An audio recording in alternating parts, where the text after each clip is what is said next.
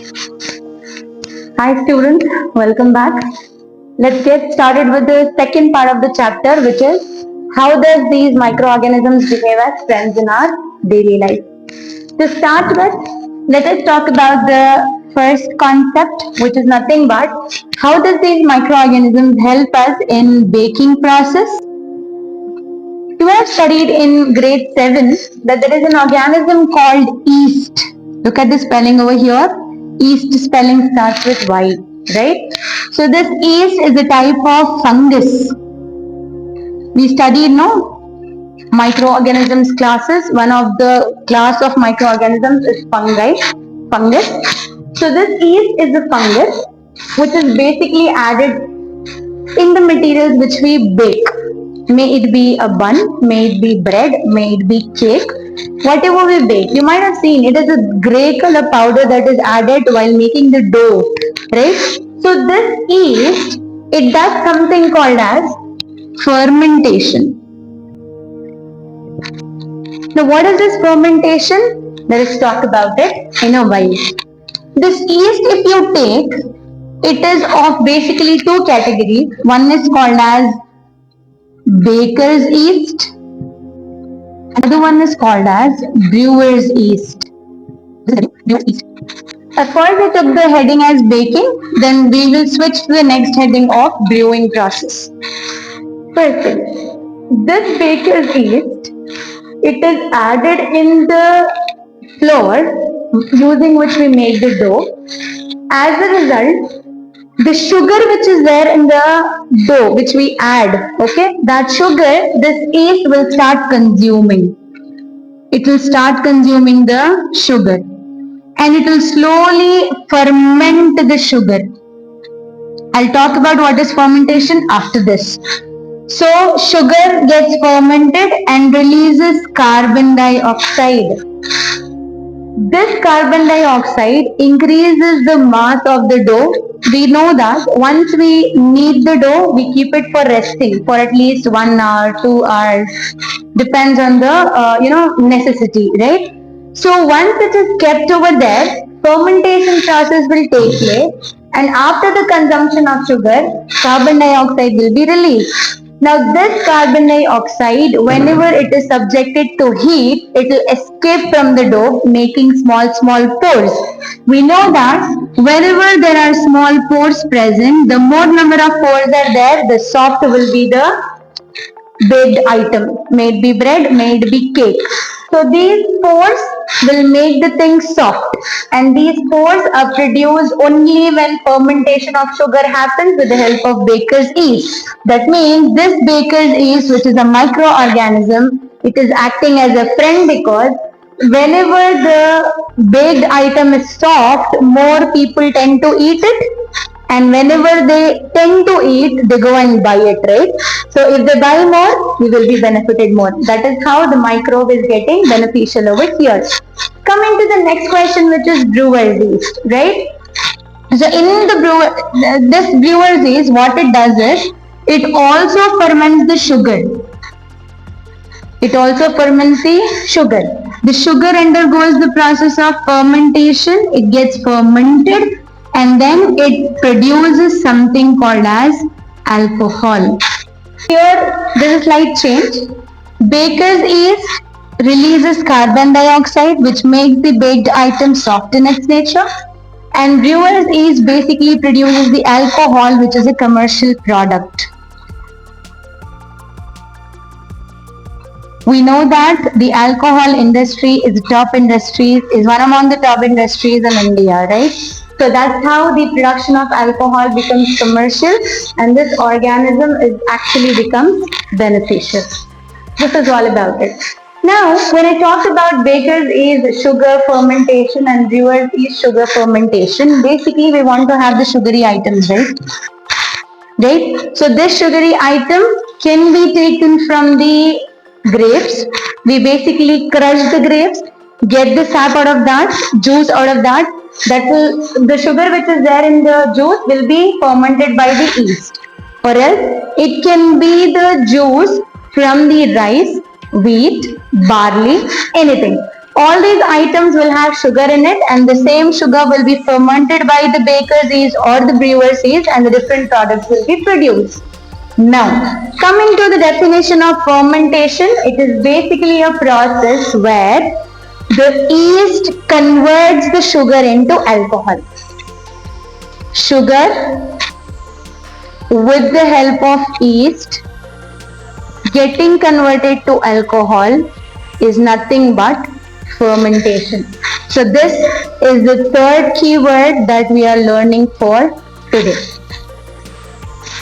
This is the first use of microorganisms, where yeast is used in the baking industry and the brewing industry.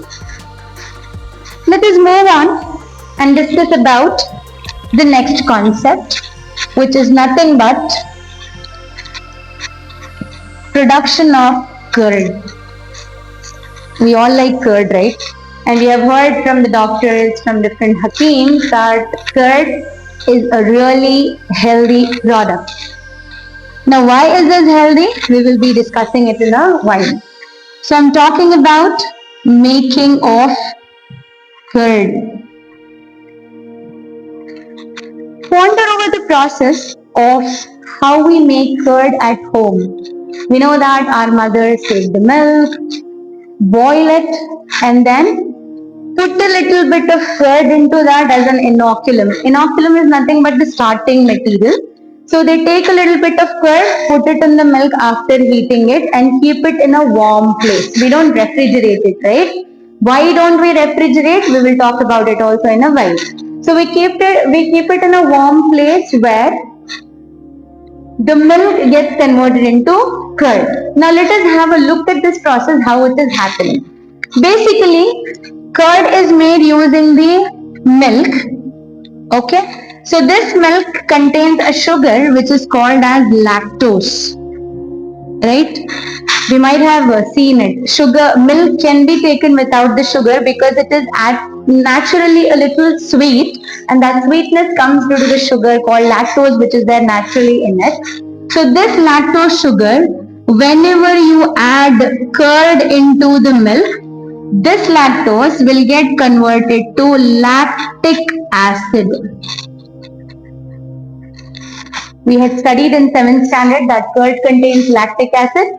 Lactic acid is produced by the action of a bacteria called Lactobacillus. Now let us see the process once again. Milk gets converted to, so this lactic acid is basically there in the curd.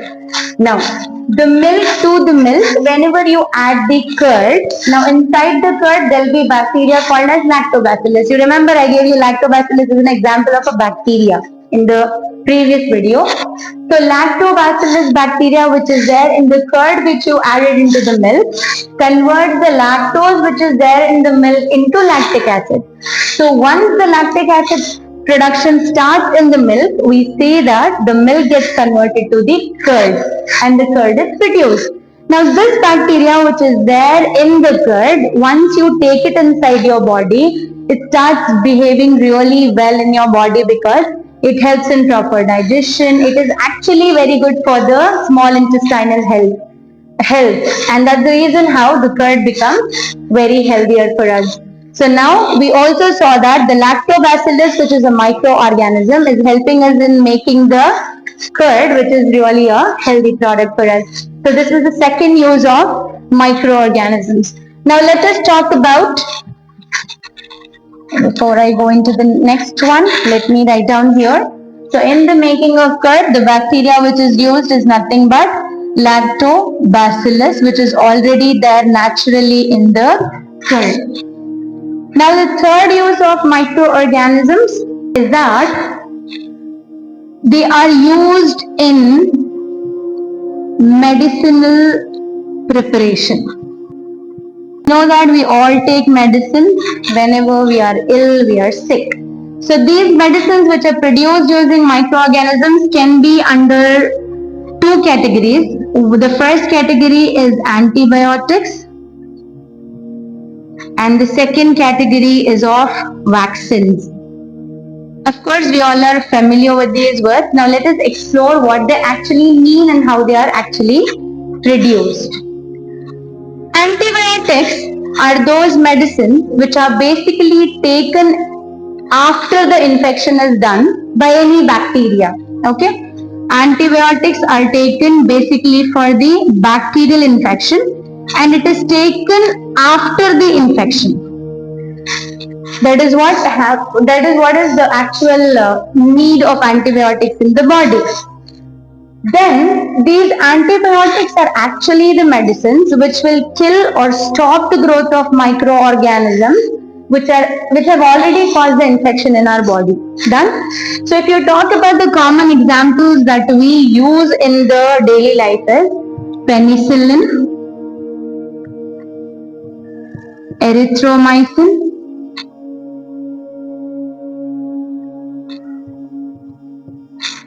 streptomycin,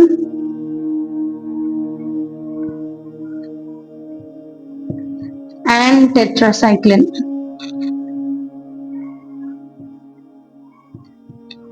I know that these words are a little tougher words, but still we can remember them. So these three antibiotics and this one antibiotic are a little different because children, basically antibiotics are prepared using the materials that are extracted either from the fungus or from the bacteria, but then we will use it against the bacteria which are causing the infection in our body. Now this penicillin which is there, it is extracted from a fungus which is named as penicillium. And streptomycin, erythromycin and tetracycline are extracted from the bacteria. So basically, we extract the material from either a fungus or the bacteria and use this product to either kill or stop the growth of those bacteria which are causing infections inside the body, and those medicines are called as antibiotics. Coming to vaccines. Now these antibiotics and vaccines are a little different from each other because antibiotics is how I told you, they are taken after the infection is caused. But vaccines are taken before the infections are caused, and vaccines are taken basically for the treatment of viral infections.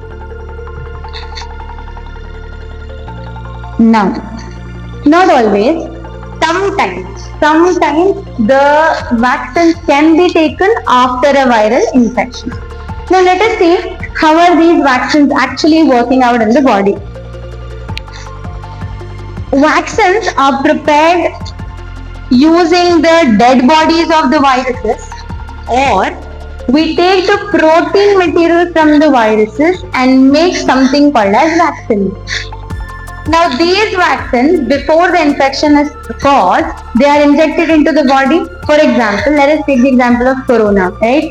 We all got a sort of corona because we were not infected with corona, but still we took the vaccine before its infection was done, because once you take the vaccine inside your body, which is actually a dead virus or a material from the virus's body, your body will recognize it. And at this stage, when you take the vaccine inside your body, the virus which is there, it is weak in its nature. So your body will be strong enough to fight against it. Okay? But then body reacts. You will get fever, sometimes you will get cough, you will get rashes on your body. All these things are natural, which are telling you that the body is reacting towards whatever the foreign material you have injected inside the body. Completely agree with that. But then the body also fights with the virus which is already injected into the body, but this virus is weak.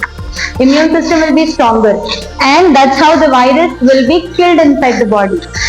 The next time what happens, the same virus which you had injected into the body, the dead virus, next time when a healthy virus of the same strain enters your body will produce something called as antibodies. And these antibodies will be really very stronger to kill the virus which is healthy in its nature. That's how the viral infections will be avoided, and that is the reason why the vaccines are taken before the infection is caused. But sometimes, like in case of rabies, in case of tetanus, we cannot give the shot before the infection is done because these diseases or these infections which are there are not very common, right? So sometimes the vaccine can be given after the infection by the virus. So for the first time, the vaccine was discovered, and the first vaccine which was discovered was the vaccine for the smallpox. Once upon a time in human history, the smallpox was a deadly disease wherein so many people were killed because of this, because this had no cure. For the first time, the person by name Edward Jenner, he introduced the vaccine for smallpox, and that was a great discovery because after the invention of the vaccine, smallpox could be controlled up to a certain extent, and in the year 1980, smallpox was declared as completely eradicated from the earth. This is the only infection in the human history which was completely eradicated, and which was possible only after the discovery of the smallpox vaccines by Edward Jenner. So this is all about vaccines. So for the production of antibiotics also we need the microorganisms, and for the production of vaccines also we need the microorganisms. That's how the microorganisms become our friends.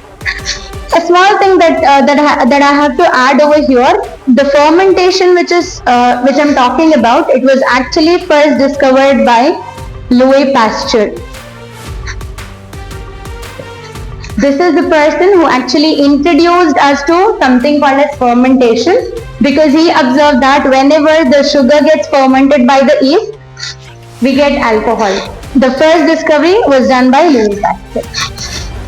Alright, now let us discuss about the fourth use of microorganisms. We say that the microbes help in increasing the soil fertility. We need to understand the word fertility. It means how much amount of nutrients are there in the soil. Okay, so if we talk about the nutrients, we know that NPK, nitrogen, phosphorus and potassium, these three nutrients are very much essential for the plant growth, and they are there in a large amount in the soil. So how many nutrients are there in the soil? That fertile will be the soil. So these microorganisms will increase the soil fertility so that the plant growth happens very easily. Now to give you the examples of those microorganisms which increase the soil fertility, we have Rhizobium. You remember I gave you this example of bacteria in the very first video of this chapter. So we have Rhizobium, then we have Azotobacter, it is again a bacteria. Then we have Cyanobacteria, right? So these are the three examples of those bacteria which increases the soil fertility. Now what do they do? Basically, we know that plants prepare carbohydrates, lipids and proteins in their body. So for the preparation of the protein inside the body, the plants require nitrogen, and we know that nitrogen is abundant in the air.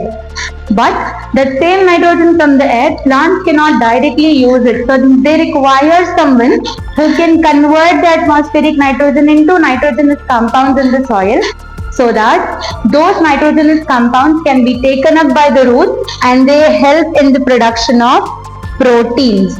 Now, these organisms like Rhizobium, Azotobacter and Cyanobacteria, they will fix the atmospheric nitrogen. They will fix the atmospheric nitrogen and convert it into the nitrogenous compounds into the soil. So, from the soil, the roots will absorb the nitrogen and they prepare the proteins. So, basically, this Rhizobium bacteria which is there, this Rhizobium bacteria will be found in the roots of leguminous plants. Now these leguminous plants are all those plants of pulses which are basically the plants which prepare more of proteins in the, from their body. So these leguminous plants' roots will show the root nodules. For example, if I talk about a root of leguminous plants, if this is the root, we get to see that there will be bulged structures. Now these bulged structures are formed whenever the bacterial colonies are found inside the root. So this tells that these roots are infected by the Rhizobium bacteria, but after getting infected, the plants are not getting harmed, rather they are getting benefited by the fixation of nitrogen. So these organisms will fix the nitrogen. Nitrogen is one of the nutrient which is required in the soil for the plant, and that's how they increase the soil fertility to promote the plant growth. That is how we say that again the microorganisms are very beneficial. Now let us move on to the last concept under the NCERT textbook, which talks about the useful nature of microorganisms. So if I talk about it, it will be about the cleaning the environment.